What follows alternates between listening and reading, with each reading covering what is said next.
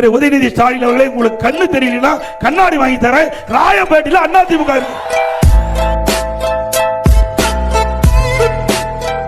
இன்றைக்கு கூட துணை முதலமைச்சர் இன்றைக்கு திருச்சி மாவட்டம் துறையூர்ல பேசியிருக்கிறார்.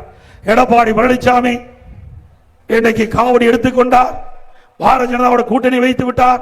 அதிமுக கட்சி அலுவலகம் டெல்லியில இயங்குறது, அமித்ஷா வீட்டிலே இயங்குது, அப்படி எல்லாம் பேசியிருக்கிறார்.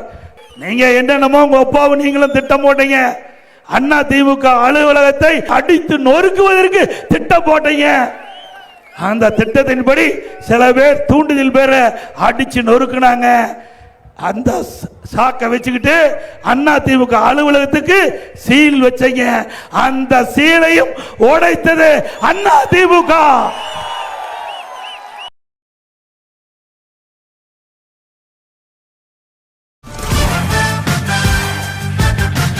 உங்களில் ஒருவனான எடப்பாடி பழனிசாமி பேசுகிறேன்.